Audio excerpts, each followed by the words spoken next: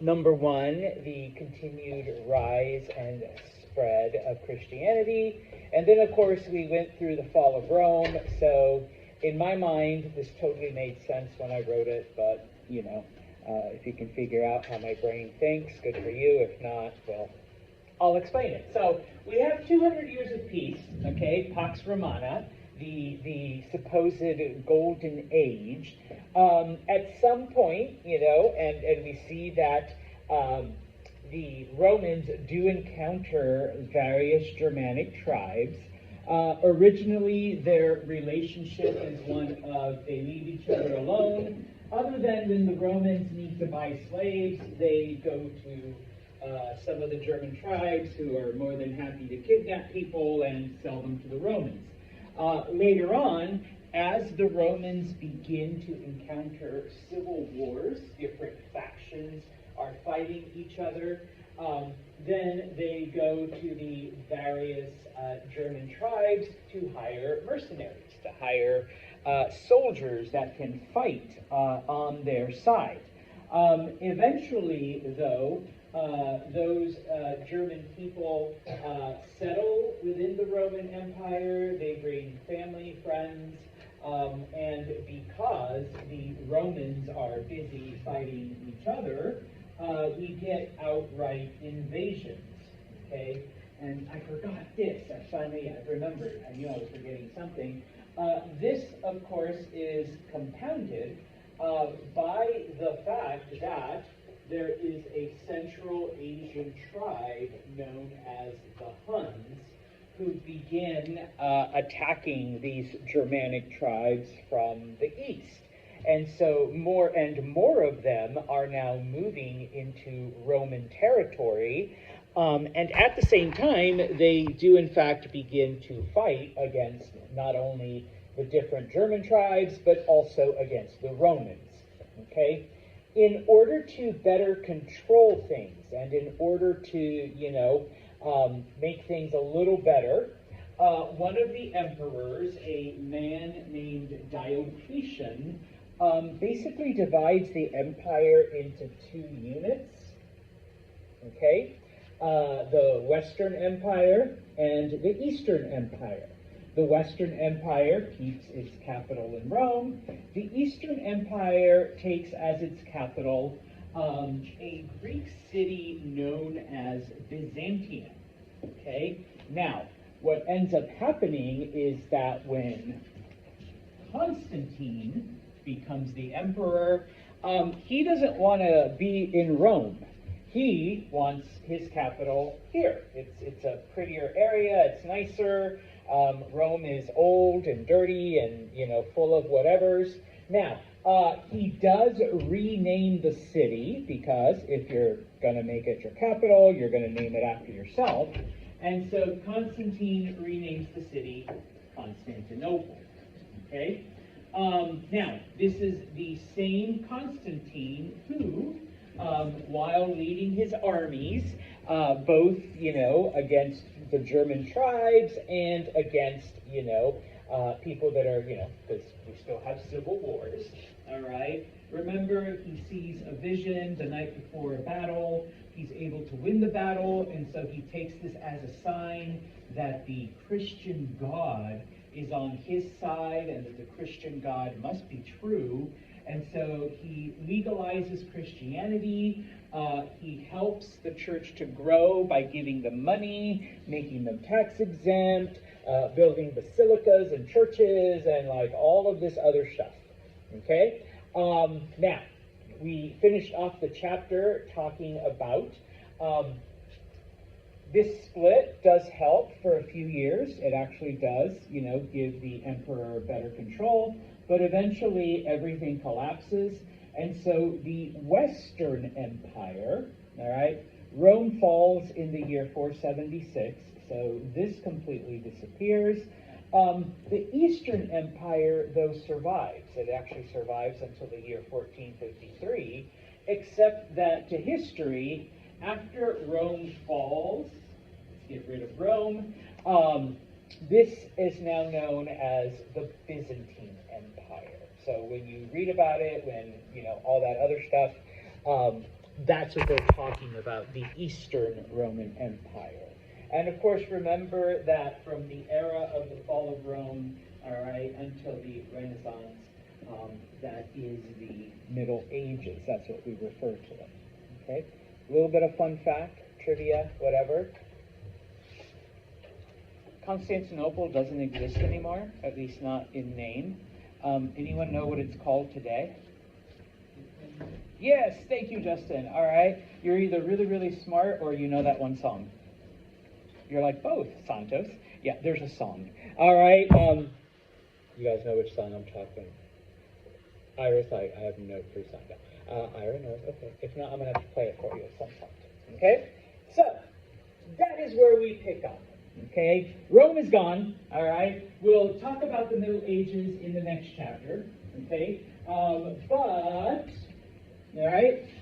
Now, unfortunately, because this is just a History 101 class, we really can't get into like all of the history of Byzantium and the Byzantine Empire and all of that. I mean, we are going to mention them because they are important, an important part of history, and they do, carry out a bunch of things. But we're not going to get into them the way we got into Rome. If you take history 2, we do talk about, the fall, because it is one of the factors that precipitates Europeans going out and searching for an alternate route to the east, type of thing. All right, but for now, or at least for this chapter, okay. Eventually, Constantinople becomes even more glorious, more powerful, bigger than Rome ever did. One of the reasons why is because it literally sits, and I promise I'll come back, it literally sits at the crossroads between Europe and Asia, okay?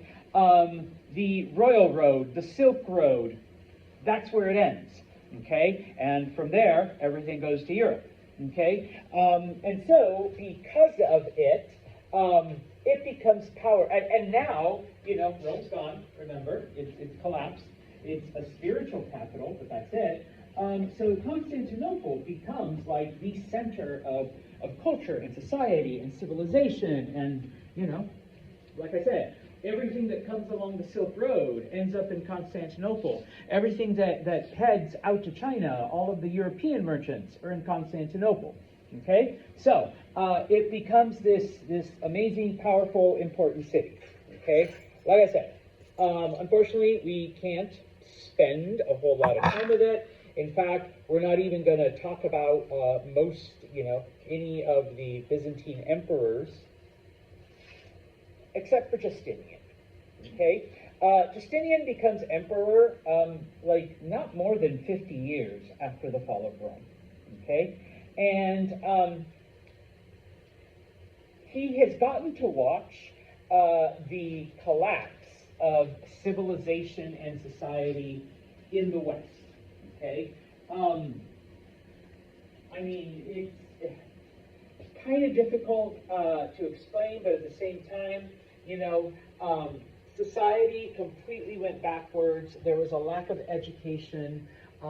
Because there was no more central government, everything was very localized, and so local warlords were in control of things.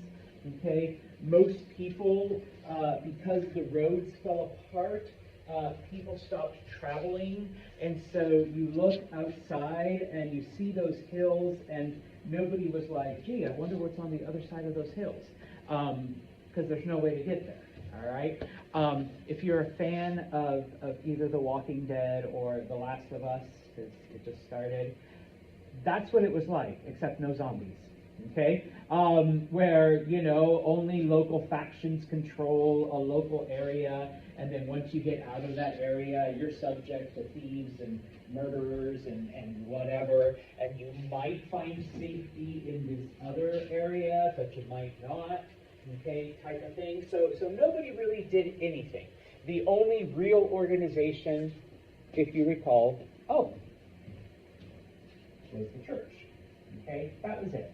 All right. Other than that, there really was no structure, at least in those early days of the Middle Ages. Justinian saw all of this and said, you know what? Should that happen here, okay, I'm going to make sure that society doesn't completely collapse the way it did over there, okay? So, one of the things that he does is he reforms and he codifies all of Roman law. Now, he had no way of knowing that the church was hiding away, like, all of the rules, all of the knowledge, all of the stuff, okay? So to him, it's like, let's make sure that this all gets out there. Let's make sure that everyone has access to it, because once again, heaven forbid, should you know, I need like 3 maps. Should this side fall, okay, should that side collapse, we won't lose Roman culture. We won't lose Roman society. You know, things are not going to fall apart. People aren't going to like just leave the roads and they're going to collapse, and no more arches and no more, you know, aqueducts. You know, that's not going to happen because I'm going to make sure that everything is out there. Okay? So he does that, number one. Number two, because Constantinople is now the center of everything, okay, he begins construction on this enormous grand church slash cathedral known as the Hagia Sophia, okay, and it is amazing, all right, it is incredible, it still exists, okay. Now, because when the Byzantine Empire falls in 1453, it's taken over by the Turks, it was turned into a mosque, all right? But you can still see, you know, many of the 1,000-plus-year-old structure that made it this grand, you know, Christian cathedral type of thing, okay? Number three, he is the last of any emperor, okay, or any leader who tries to reunite the old Roman Empire. What do I mean by this? Okay, like later on, oops, sorry, spoiler alert. Okay, later on, there is a king named Charlemagne who tries to unite like the western part, and he calls that like the Roman Empire. And there's other people that try to like unite Italy or unite, you know, different parts. But Justinian is the last person who tries to bring back all of this. Okay? And so in order to do that, number one, all right, obviously he needs to fight against those German tribes that have taken over the West, all right? And when he does that, he's initially successful, okay? But the Persians are still to the east. And the Persians take advantage of the fact that most of the Byzantine army is busy fighting in Europe. And so they invade. And so when Justinian finds out, well, then he has to retreat from the western part, and he has to send all of his armies to the east to fight the Persians. And when that happens, the German tribes in the west retake the areas that they had lost to Justinian.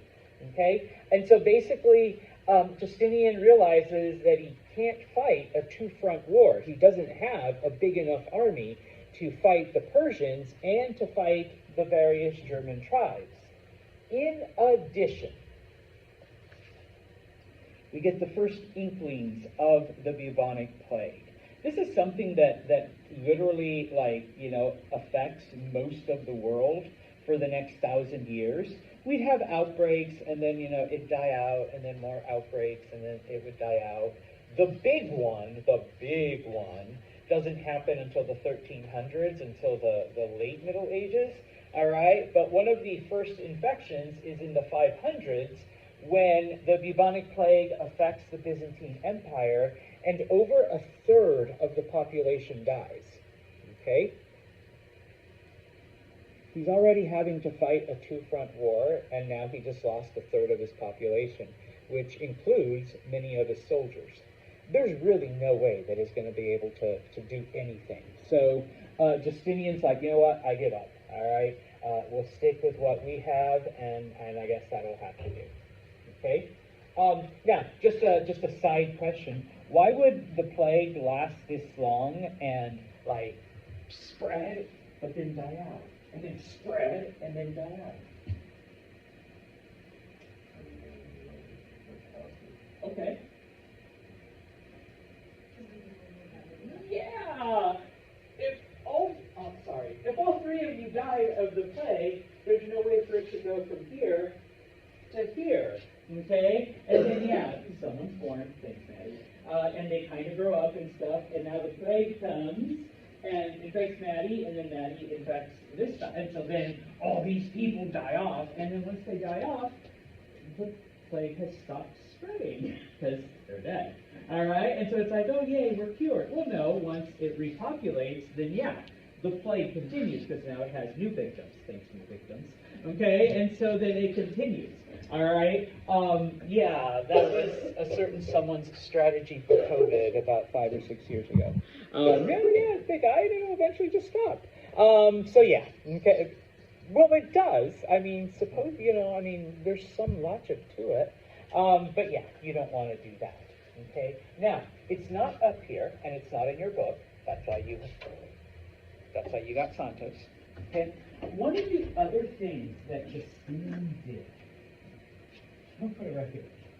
He married a woman named Theodora.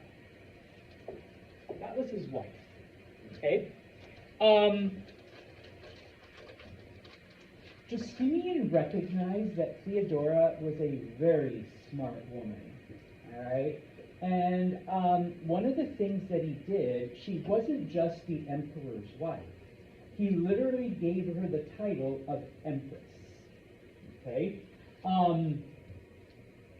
And he allowed her to be a part of the government because he knew that she knew more than he did in certain aspects. And so when people would come to him and say, we need to talk to you about, economic policy, he's like, I'm not in charge of the economic policy. My wife's in charge of that. That's Theodora's domain. Okay? You need to talk about economic law and how, interest rates and all that shit. Like, honestly, ATM, says card rejected. That's my knowledge of econ. So, that's when I say, me too. When the debit card doesn't work anymore, that's when I know I got to stop spending. So, talk to Theodora. Theodora will make all the financial decisions for the empire. And people were like, okay.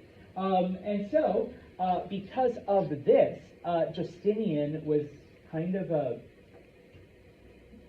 advocate for women's rights because it trickles down, and so in Byzantine society, women owned businesses and handled, different things and were in charge of stuff. And because if the empress does it, thanks, Ira, if the empress does it, why can't, the average Byzantine woman also, be in charge of things? Okay? And so it becomes like a cultural thing where, the men are like, hey, it's okay to admit that my wife knows more than I do, so why not let her handle all of that? And I'll do, what I'm good at. Okay? To me, it just sounds like a normal marriage. But in the 500s, that's like, what? You let your wife handle all of this. She's just supposed to cook and clean and have your babies. That's like it. All right? So, Justinian codifies Roman law, begins the construction of the Hagia Sophia, the last emperor to try to reunite the old Roman Empire, and an advocate of women's rights. Okay? Recognizing that his wife had certain abilities that he didn't. And so letting her handle all of that for the entire empire. All right? Now, these are, and I just took these from Google, all right? It's on my bucket list. One of these days I am going to go to Istanbul. I am going to, actually see this. But this is the Hagia Sophia, Okay, so it's still there. You can go in, all right? It's a pretty big tourist attraction, all right? And yeah, because it was taken over by the Turks, it has been converted into a mosque, so you can see some of the symbols of Islam. But, okay, you see the arches, the old Roman architecture, the domed roofs. If you go to like Rome, you see, the same style, the same architecture, the same, all of this stuff. So, you can see where, the Roman part is, and of course where the later Muslim parts are. Okay, so I've always found that fascinating. I took a trip to Spain, where you can see where something started off as like a Gothic thing, then it became a Christian thing, then it became a Muslim thing, then it went back to being a Christian thing. And you can see like the differences in the constructions of which era it was built in. So there's that, okay? This map, it's from a different textbook, but this is the map of how far, even though Justinian, tried, and he was actually kind of successful in retaking Italy and retaking parts of North Africa. Remember, he still had a lot more to go before being invaded by the Persians and then having to give all of that up. All right. So at its height, Justinian was able to retake, all right, some of these lands. In addition, all right, one thing I like about this map is that the original Germanic tribes that the Romans encountered were a group known as the Goths. Okay. There were a lot of other tribes, like the Visigoths and the Burgundians and the Lombards and the Ostrogoths and the Franks and the Vandals. All right, and so because of the Huns pushing all of those tribes this way, okay, eventually you get different Germanic groups, okay? And then just as an FYI, many of the people later on take on the names. So who do you think the Franks eventually, you got to give them about another 700 years, become? French. Yeah, the French, okay? Up here, you had the Angles, and so eventually they call this Angle land. Yeah, England, okay? So yeah, eventually, like, those do become, now you got to wait about 700 years, but once again, eventually it does become a lot of the modern European peoples, okay? Now, a little bit more, okay? This just shows then, at the time in the east, you have the Sasanian Persians, and they're the ones that are pressuring the Byzantine Empire, okay, when it comes to these invasions. All right? Now, we're going to leave the Byzantines alone, okay? At least for, we'll talk about them on occasion when, certain things involve them, but like I said, that's pretty much it. You just need to remember Justinian and the reasons why he's important. Because now we're going to go further east, and we're going to look at the Silk Road. Okay? Remember, the Silk Road is that path that goes from China all the way into the west. And obviously, by this point in time, I promise I'll come back, that's where it ends up. That's why Constantinople becomes so important. Okay? Between the years 300 and 600, the Silk Road isn't just for trade, it isn't just for goods, okay?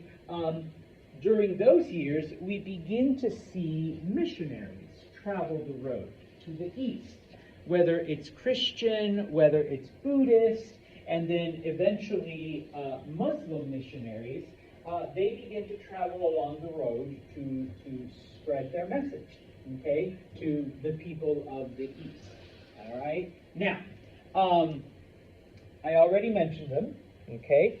And once again, I mean, Persia still exists, but they've undergone so much infusion of different cultures that, yes, some of the original Persian culture is still there, but a lot of what we know today is a mix of everything that came. So, you've had Greek culture, you have had the Seleucids, you have had the Safavids, now you had the Parthians, and then in the 200s, a group known as the Sasanians conquered the Parthians. Okay? They take over Persia, and even though they are the rulers of Persia, or what used to be the Persian Empire, they don't set up their capital in actual Persia. They set up their capital in modern-day Iraq. Okay? By now, Baghdad has been established, and it seems to be, just as a logical place as any. There's 2 rivers, all of the farmland, all of that's still true. Okay? And so, they controlled basically all of the roads through Central Asia. Silk Road. Okay? So, if you wanted to move goods and services and missionaries, from the west to the east, from the east to the west, you had to deal with the Sasanians. Now, the Sasanians were very, very warlike, and since they have already conquered, promise I'll come back to this if you're still writing, since they've already conquered this, okay, they want to move this way, okay? So they are constantly attacking the Byzantines from the east. And so when Justinian, tries to take over the Roman Empire, they see that opportunity, and then future emperors as well, okay? They seize any opportunity they have to invade the Byzantines from the east, okay? Now, as far as the military goes, one of the things about the Sasanians, number one, okay, they did prefer to fight on horseback, okay? So they kind of did away with the old Greek, Macedonian, Roman style of fighting, of having a phalanx, you have a big group of soldiers all marching in unison, shields and swords and spears and all of that. They preferred to ride on horseback, okay? They preferred to focus on mobility, all right? And so, number one, they had an advantage over the Romans that way, or over the Byzantines that way. Romans are gone, okay? A couple of the things that they invented, okay? Today, we call it chainmail, which is basically just little bits of metal formed into a chain, okay, as opposed to one solid thing. It was much more flexible, and it was lighter. This allowed them to ride on horseback, okay? This allowed them to be more mobile, and even if they had to fight hand-to-hand, all right, they were a bit quicker because of it, okay, than your average Roman or Byzantine soldier, all right? Chainmail eventually becomes popular in the Middle Ages with European armies and things like that.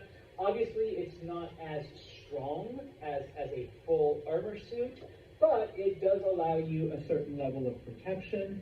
They also had what was called flexible armor, which was just little pieces of iron sewn onto leather, okay, before the invention of chainmail. So this was another way that they rode into battle, had some semblance of protection, but they were much more, flexible. They were much more, agile when it came to battle. Probably their greatest invention, though, actually, it really wasn't them. They took it from the Indians, because it was India where they discovered this. But it was the Sasanians that first start using steel swords, okay? Up until now, everybody's using iron, okay? And iron's good, all right? It's been around for a while. Better than bronze, okay? Once they discovered iron. But it was the Indians and the Sasanians that discovered that if you combine iron with carbon, you get an even stronger thing. So when a steel sword goes up against an iron sword, despite what you may love Iron Man and all that shit, okay, it was a lot stronger, and it would break through the iron swords, All right, and so the Sasanians were in fact able to defeat the Byzantines in battle because they had steel. The Byzantines were still fighting with iron. Okay. Now, just as an FYI, I'm not like a smith or even a chemist or anything like that, but you get different qualities of steel or different aspects of steel depending on how much carbon you mix in, or if you mix other metals. If you mix chromium with iron, that's how you get stainless steel, okay, type of thing. It's prettier, it's easier to clean, okay, it doesn't rust as quickly, type of thing. And so just depending on the levels and stuff like that, okay. So flexible armor, chainmail, using horseback, and of course steel. All right, this allows the Sasanians to be pretty dominant and, you know, control a lot of area. In 540, the Sasanians take Antioch, which was at the easternmost boundary of the Byzantine Empire. Okay, eventually they do conquer Egypt and Syria, and they make it all the way to Constantinople before they're finally defeated, before the Byzantines are able to purchase the secret of steel, okay, and make their own steel. I mean, something like that, it's eventually going to get out, all right, and somebody's going to sell the formula for money. And so eventually the Byzantines are able to catch up technologically, but they never get Egypt back, okay, type of thing. They're just able to keep the Byzantines, they're able to keep the Sasanians out of Constantinople, all right? And so, okay, just so you see then, okay, the various other groups that we're going to look at. So we've looked at the Sasanians, okay? I mean, they do conquer quite a bit, all right, before they're stopped, okay? Now, a little bit more about them, okay? It is under the Sasanians, okay, even though Zoroastrianism began as an old Persian religion, okay, it is under the Sasanians that Zoroastrianism becomes the official religion of Persia, okay? Now, some of you got this right, okay? Remember the theology of Zoroastrianism? One God, Ahura Mazda, okay, had his opposite, Ahriman, okay? Humans, you are here on this earth to either choose light and truth, Ahura Mazda, or darkness and evil, Ahriman. After you die, in the afterlife, you will be judged according to what you chose, and you will either go to eternal happiness or eternal torment. Okay? There was fire involved. That was part of their ceremonies, and of course, their priests were known as magi, and yeah, okay? So that now becomes, all right, the method of worship throughout all of Persia, all right? No more, you know, polytheism, no more multiple gods. Now, because of the similarities, namely the monotheism, both Christianity and Judaism were accepted in the Persian Empire. The Sasanians were friendly to them. They allowed them to live in Persia, you know, peacefully. They didn't force them to convert to Zoroastrianism. In fact, and this, it's not mentioned in your textbook, unfortunately. So I got to give you a little side historical perspective, okay? Oops. In the year 77 CE, the people of Judea rebelled against the Romans, okay? And yes, I know it's during those 200 years of peace, but they rebelled because they're like, okay, we're tired of waiting for, you know, buff Jesus to liberate us from the Romans. We're going to do it ourselves. Okay, the Romans are tired of the trouble that the Jewish people are giving them, so they completely destroy Jerusalem. They conquer the area. They take all of the Jewish people and basically spread them out all throughout the empire. This is how we get, number one, a Jewish population that's like worldwide, that's spread out to all four corners of the planet type of thing, okay, because the Romans originally spread them out throughout their empire. Number two, that's how we get some of today's problems, because now that all of the Jewish people are gone from that area, Palestine, other groups move in, okay? Fast forward 2,000 years to the mid-1940s, Jewish people are all over the world, Jewish people are being persecuted, Jewish people go through things like the Holocaust, and so they're like, you know what, we need to go back to our ancestral homeland, so we can be safe. I mean, that's where we were before, that's where we should go back. That idea is known as Zionism. And so, after World War II, the Jewish people are given that area back, but, a lot of groups have moved in and moved out and come in and done all kinds of shit in 2,000 years. Okay? So, fast forward to 2025, or actually it started in 2023-ish, 24-ish, we have conflict between all of the people. All right? You just got like a 3-minute history. Okay? Anyways, some of those Jewish people left on their own, all right, tried to escape the control of the Romans, which takes us to Persia. Okay? The Jewish people that are living in Persia during this time, it is because of them that the Jewish people have what's known as the Talmud, which is, a collection of Jewish scripture equivalent, for those of you who are Christian, to like just the Old Testament, certain parts of it, okay? But before that, everything was just kind of spread out. You read different parts, okay?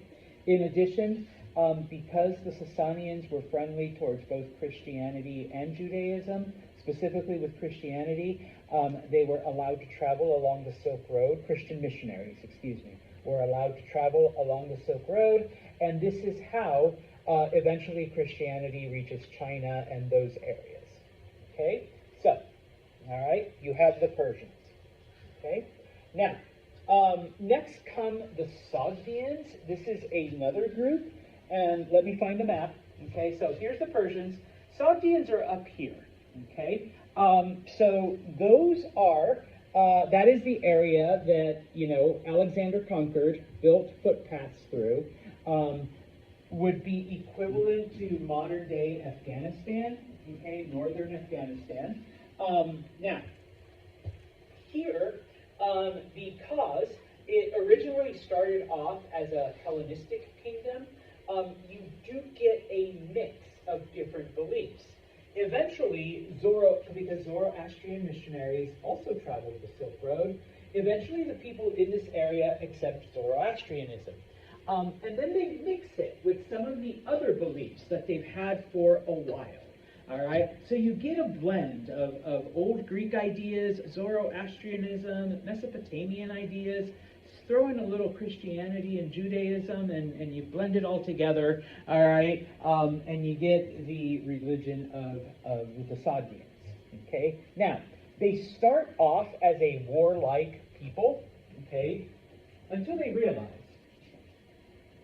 we control one of the most treacherous parts of the Silk Road, okay? If people want to get through here, this is it. This is the only path, okay?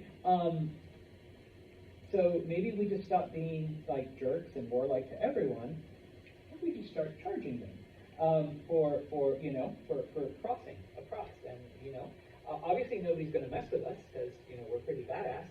All right, and so they switch their focus from just killing everyone that tries to go through their area to, okay, Merchant Madison, we'll charge you X% of your product to safely navigate through our land, and now you're off to Persia. Okay, and then Merchant Ed, we will charge you X amount of whatever you have, and peacefully we'll escort you through our territory, and now you're off to China. All right, and so on. All right, and so eventually the Sogdians become like really, really rich. Okay, so they become more like, I guess like paid protection through the mountains than anything else. Okay, But because of the wealth and because of their control of this area, obviously they are pretty important. All right. We've been talking about Zoroastrianism and Christianity and Judaism. We cannot forget Buddhism, though. Okay? Now, because, all right, Buddhism is also a part of this area and the tradition of these people. Okay? Remember when, and some of you did pretty good with this question, when Buddhism encounters, Greek culture, number one, all right, some Buddhists begin to believe in Buddha as a god as opposed to just a teacher. Number two, we begin to see that Buddhism, stories about Buddha, images of Buddha, statues of Buddha, stories about Buddha, okay? And so, we see the spread of Buddhism predominantly by monks, okay? They begin to travel the road and begin to preach into areas where Buddhism isn't, prevalent. In other parts, and this is thanks to the Sogdians, they allow Buddhists to build monasteries right along the sides of the roads, okay? Because once again, you've got merchants going, from both directions. And maybe you've got a Christian missionary, you've got a Jewish missionary, you've got a Zoroastrian missionary, okay? They need somewhere to stay. They can stay at the Buddhist monastery for free. And while you're here, would you like to hear a message about Buddha? Okay? You're kind of trapped, all right? The Buddhist monks are going to preach to you about Buddha, okay? But it was free, okay? And of course, remember, with the advent of Hellenism, we are creating images of the Buddha that are lifelike and real and not like Buddha is in a tree. Oh, it's really coming down. Buddha is in a Merry Easter. Okay, yeah, I'm putting up an Easter tree. It feels like Christmas almost. Okay, except with eggs and rabbits. Anyways, they start carving giant images of Buddha now. It's not just little statues. These giant Buddhas in the mountains and whatnot. Okay? If you have the means, go to Afghanistan, maybe northern Pakistan, those desert areas in Central Asia, you will find these giant Buddhas. Okay? They're still there. All right? But these are the ones that they carved. All right? So, yeah, we're traveling along. What is that? And of course, my local Buddhist monk is like, well, I'm so glad you're on. That's Buddha. Let me tell you about the Buddha.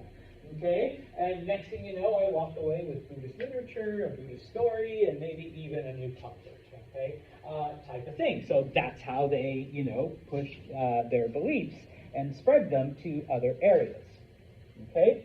Now, India, okay, is the next area. All right? Now, got a few minutes. Okay? By this point in time, and now remember, this is existing at the same time as this. Okay? By this point in time, parts of India have come together under a man named Chandragupta. We've already had one leader named Chandragupta, but this is a different Chandragupta. Okay? He formed what was called the Mauryan Empire. This becomes known as either the Gupta dynasty or the Gupta Empire. Okay? Because it happens about 900 years after the previous one. It is reserved exclusively for northern India, okay? Because remember, India doesn't actually come together, like for reals, until the British conquer them. So this is strictly just northern India. And basically, it is during the time of the Gupta dynasty when Hinduism arises and is formed. Okay? Now, just as an FYI, even though Buddhism was created in India, in many of the same places, most Indians today are not Buddhist. They're Hindu. Okay? Okay, and there's a reason. I'm glad you asked. All right, because we'll go through it. Okay, now, basically what happens is many of the old, like 1,000-year-old beliefs of the Aryans, okay, is basically where Hinduism gets its start. Okay, now, by this point in time, Jainism and Buddhism is extremely popular in the cities.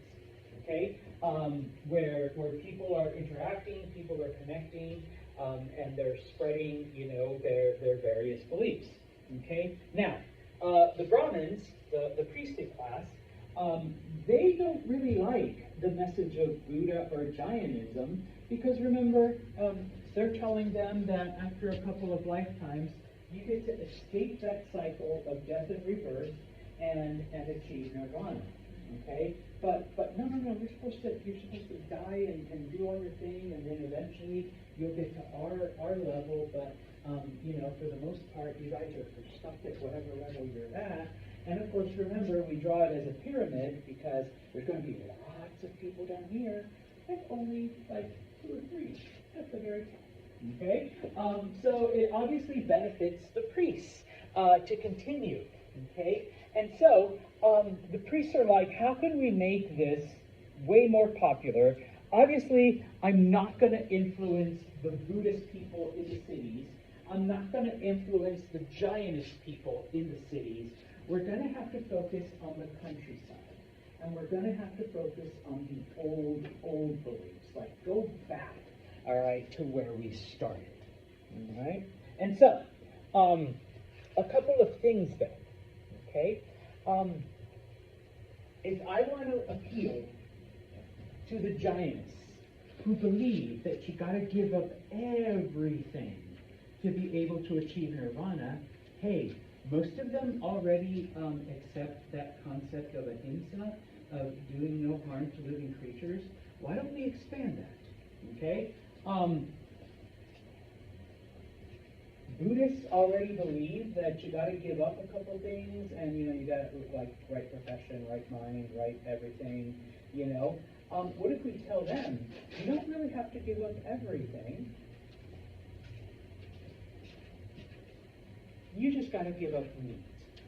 By giving up meat, by becoming vegetarian, you're honoring the idea of respect life. You're still giving up desires, your desire for meat, okay, and you're still going to get there, okay, to that point where you can become nirvana, okay. You don't got to give up all your stuff. Just meat. No more cheeseburgers. Okay? Aiden, you good with that? You get to keep your PS like 10 or whatever level we're at now. I don't do video games. You just can't have a cheeseburger. Okay. I can do it too. So I get to keep my iPad, I get to keep my big house, I get to keep my nice cup. Yeah, you get to keep everything. Just no burgers. You're like, I can do that. I can do that. I can live a life without meat. All right, vegetarianism isn't that bad. Plus, they got that Beyond Burger now. Tastes just like it, right? Yeah. So we're good to go. Okay. Now, we're going to try to limit the focus because whatever. Okay. We're going to take all of those gods that the old Aryans had, like Purusha and all of that. 3. Just 3 gods. That's it. Okay. I always forget most of these, and I apologize. The only one I remember is Shiva, because Shiva's a destroyer, and I'm like stuck with that thing. All right. So there's Brahma, there's Vishnu, and there's Shiva. Okay. Every other god, we're just going to say, is not there. Okay. Well, this is what we're going to say, but let me get to that bullet point. Okay. Brahma represents birth. Vishnu represents existence, and Shiva, the destroyer. Okay? Represents death, destruction, all of that. Okay?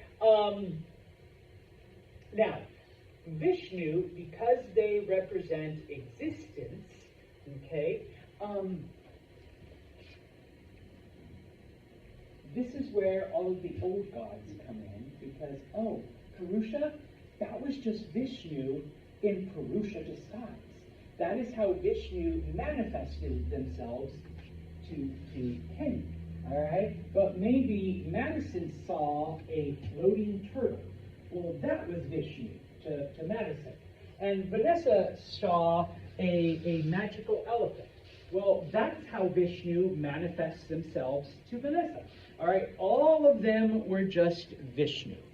Okay? And so, Hinduism then provides different stories, different poems, different everything. Okay, we're gonna live life lessons. We're gonna teach people to live a good life and all of that. Oh, and by the way, we still have the varnas. We still have the jati. You still have to be a garbage cleaner for 10 lifetimes, and then maybe you move up into the next class. And who knows from there, you go through different jati, you go through different lives, you go through different varna, and then you move up to the next varna, okay? So that's all still a part while you are, doing all of this. Because at some point, you're going to reach the top, okay? Oh, all you got to give up is meat, okay? Aiden, still no cheeseburgers, all right? Now,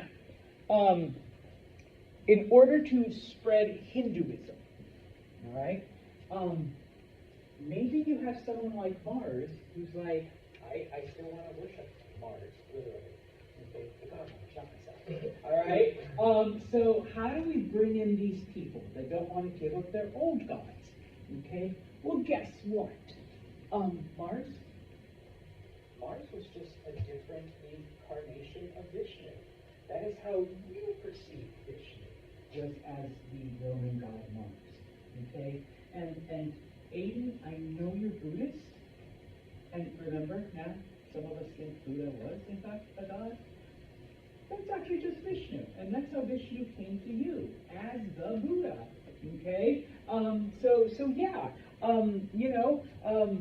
Ira, you worship a tree? That's just Vishnu, because Vishnu came to you in the vision of a tree. So you can keep all of your old gods. All of them are just Vishnu. Okay? And so Hinduism becomes extremely popular. So, I don't gotta give up all my shit. All I gotta give up is me. Okay? I don't gotta do all of these weird, right life, right living, right thought, right. I just gotta give up me. And I can still pray to the Buddha, and I can still pray to, Apollo. I can still pray to Mars, all right, because they are all just different incarnations of Vishnu. Oh, thank you for that. It's just all Vishnu. Boom, it's like the light went off. Yes, I will become Hindu. All right, that seems pretty easy. Okay. Oh, and by the way,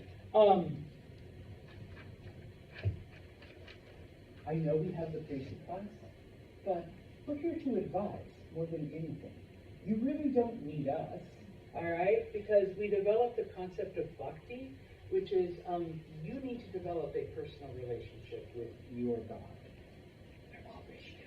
But with the God that you worship, all right? That it's just, I can advise you, I can help you, I can take away the cheeseburger from you, but you develop that relationship. And oh, by the way, we are still doing the varnas. Okay? Eventually, Buddhism almost disappears from India, and Hinduism becomes the religion. On Friday, we're going to talk a little bit more about it, but